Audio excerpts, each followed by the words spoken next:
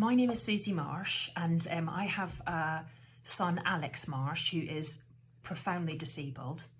And I'm doing this video today to talk about an experience that we've gone through in the last few years in having to take our local authority to a tribunal to fight for the educational placement that we wanted for our son. Sadly, he suffered brain damage when he was a baby at 6 months old due to a metabolic condition that he has. But it hasn't affected the part of the brain around cognitive function. So when Alex was 2 years old, he got his EHCP and we managed to get him into a very local school for children with additional needs. And we could see as the years went by that he just wasn't progressing in the way that we had hoped. And then I think it was maybe 4 or 5 years in, it started to feel like he wasn't progressing at all.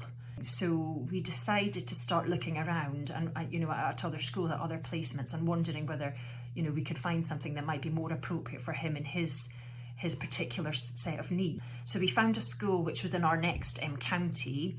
We went down to see them. It seemed to be the perfect place because this new school, it was much more academic. It was just a different profile of child. It was set up especially for children with physical difficulties who are cognitively, very able.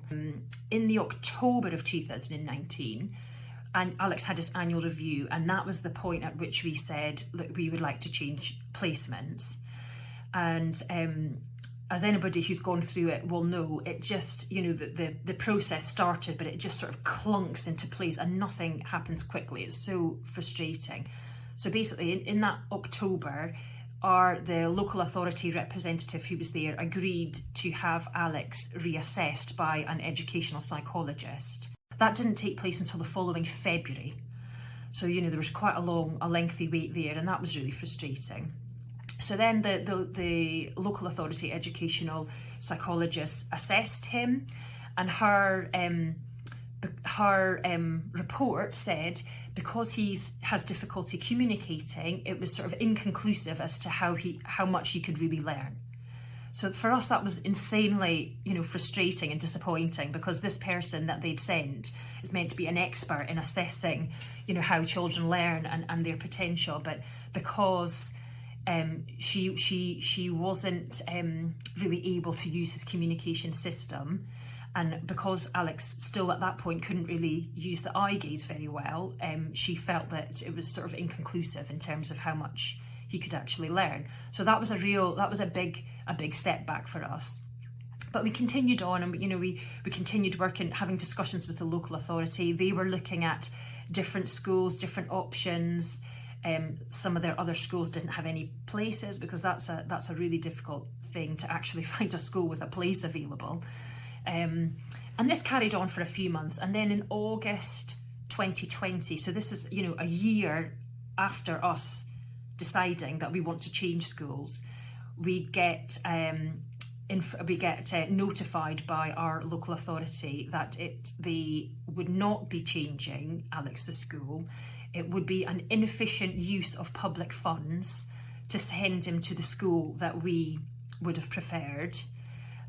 So that was devastating, really, really devastating, because this is a boy who is absolutely profoundly disabled, can do nothing for himself. He can't point even to a symbol. He doesn't have that control over his body. So we knew at that time that the local authority basically it was about cost. They didn't want to spend the extra money to send him to our preferred school, because our preferred school was more expensive and it was out of borough because it was in the neighbouring county. Alex had another annual review. So the local authority were there again, and obviously we were there, and we were trying to present our case about why our preferred placement was the best one for Alex, and about why just having a one-to-one wasn't really going to make a huge amount of difference. It was at this point that we realised, I think, that the local authority were playing a few games with us, and they weren't. It was not going to be straightforward. The school he was at was supporting us 100%. They were trying to tell the local authority, look, we can't really meet the needs of this child because, they couldn't provide the sort of academic stimulus that he needed.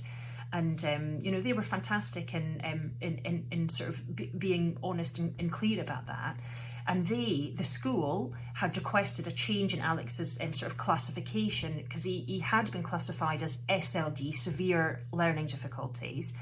And I believe that they had requested that to be reclassified sort of upwards, let's say, to physical difficulties, because it's not that Alex wasn't able to learn, it's just that his physical problems were getting in the way of him learning. At the annual review, it was interesting because this sort of topic came up, and the local authority said, oh yes, his classification has been changed, but they'd actually downgraded him rather than upgraded him, which was interesting. And so rather than saying that he was had severe learning difficulties, then they were now saying that he had PMLD, profound and multiple learning difficulties, which of course changes the profile of school that he would be eligible for. And and obviously this new placement we were looking at was not a PMLD school, it was a PD school. So we thought, okay, this is interesting, they're really starting to play games now. And I contacted our case officer at that point, and and I sort of said, can you explain, we weren't consulted on that decision, how was this decision made, on what basis was it made, on what reports were you looking at, etc., etc. And because we had decided to go down the tribunal route, basically we were sort of stonewalled, and they said, look, we don't, we can't talk to you any further, because you're going down the tribunal route, we're not going to explain anything. And I was like, okay, so this is interesting. So it starts to feel at that point sort of adversarial. Well, it felt to us that they were going to go to some lengths to stop our preferred placement. By March in 2021, the local authority had named the school that they would like him to go to. So they'd kind of changed their approach by this point. They were no longer saying that he could stay at his current school, but they were saying, okay, there's another school, which funnily enough is also out of borough. So it was in a different neighbouring county that was more appropriate, but it was a maintained school, I think they're called, so like a state school. So it was believed to be at a lower cost. So that's why they were very keen on this other school. So we went to visit the other school, which I have to say was a really lovely school, and the people were absolutely lovely, but it was almost exactly the same as the one he was at. I remember when we were walking around and we had a chat to the teacher of the class that Alex was supposed to be going into, and we were asking, what level are the children working at? And she said, we're working at the level of 2-year-olds, 2 to 3-year-olds, she said. And honestly, my heart just sank, and I was thinking, at that age, at that point he was sort of 7, and at home we'd been doing all this really great stuff with him, loads of science that he loved, I'd been doing really cool stuff around geography and history, because you start to think, oh my gosh, why would the local authority want to do that? As a parent, honestly, it's just heartbreaking. Our hearing date was set for the 21st of June, and the sort of 2-3 weeks in the run-up to that hearing date were, I have to say, nothing short of horrendous. Because we were trying, so with our advocate, we were trying to communicate with the local authority to say, look, we know the issue here is around cost, and they wouldn't provide accurate costings. They were doing really horrible things, like they would send these costings and they would include extra things, extra costs for our preferred school, and then they would leave out costs for their preferred school. So there's the description. So right up, I don't think even before the hearing on the 21st of June, we hadn't agreed, what the difference in cost looked like. About a week before, they contact our advocate at 7 o'clock in the morning. She doesn't pick up their communication until 8:30. And then she's calling us at 8:30 in the morning, and she's saying, look, if you want to make an offer, you have to make it before 10 o'clock because they're having a meeting at 10 and they're going to discuss it then. There was big discrepancies between what we thought it looked like and what they were saying it looked like, sort of £20,000 discrepancy. So, there was potentially a huge amount of, money at stake, and we were wondering, what do we do about this? What kind of offer do we make? And anyway, in the end, we decided to sort of bite the bullet and say, okay, we will make the placement cost neutral because it's the right thing for Alex. And we never heard anything back. So on that Friday, we didn't hear anything back. And then the following week, again, just nothing. It was radio sort of silence. And we're, emailing and calling, saying, look, please, can we have a conversation? I think by the middle of that following week, so this is just a few days really before the tribunal, because we'd said we'd make it cost neutral, they then changed their minds and they said, oh no, the problem is the journey time, because our preferred school was further away than their preferred school. So then, and we just thought, you're just playing games here, you're just trying to find anything that's going to stop our, preferred placement. So on the day of the hearing, I guess we were quite lucky because of COVID. It was an online hearing, so we could do it from our house. We didn't have to, go to a court or go to an office or whatever. These things are actually held in person. So that, that was a good thing. All of the evidence, 600 pages of evidence had been submitted before, so that's all the reports from all their witnesses, their speech and language therapists, their occupational therapists, etc. All of our reports that we'd paid for, the panel had received all of them.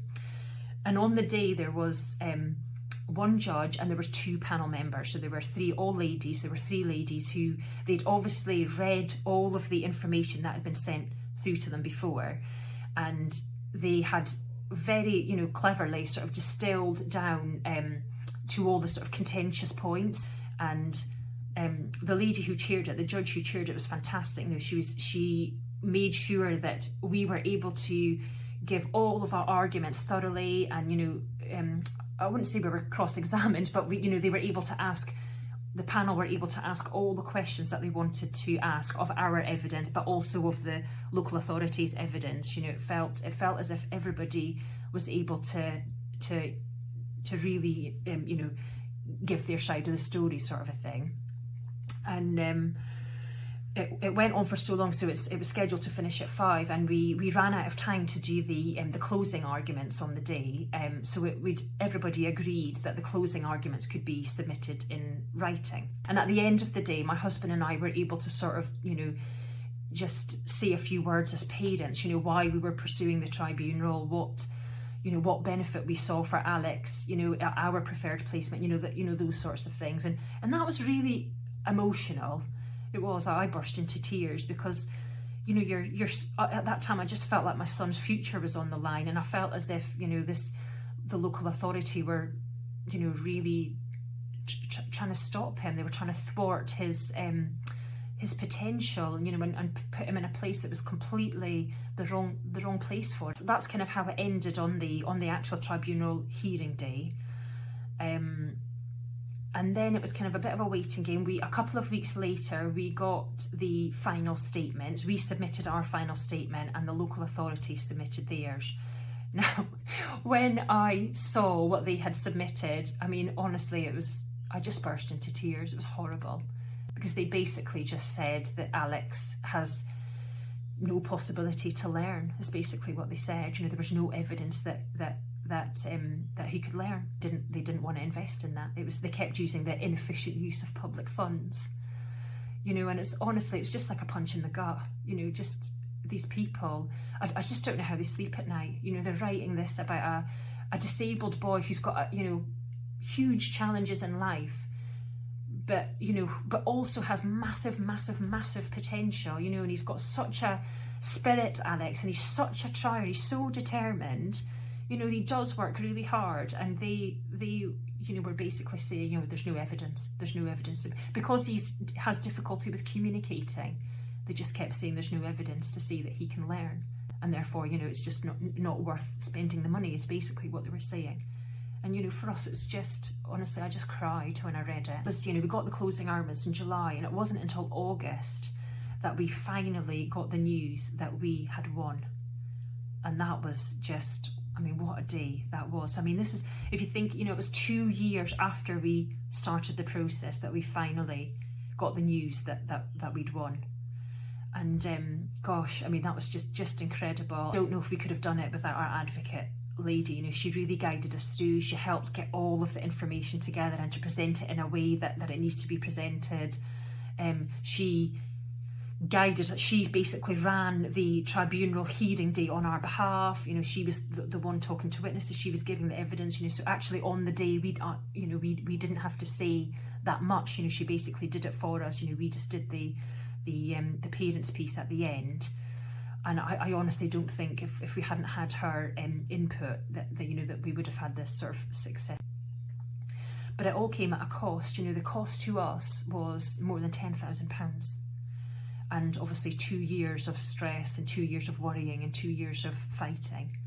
And I mean, it's worth it. It's worth every penny. You know, don't get me wrong. And it's worth everything that we put into it. But it's just so draining, and it's just, you know, when there's, you know, it's already difficult to look after someone and be a carer, you know, 24/7. We'd gone through COVID, we'd gone through lockdowns, we'd gone through homeschooling, we'd gone through shielding, we'd gone through, you know, months and months of sleepless nights because my son doesn't sleep, and we weren't allowed to have carers in because he was shielding. You know, my husband and I are trying to cope with all of that, and at the same time fight with our local authority, who were, it felt to us as like they were doing everything they possibly could to stop him from getting you know, our preferred placement. But now he's at his new school. He absolutely loves it.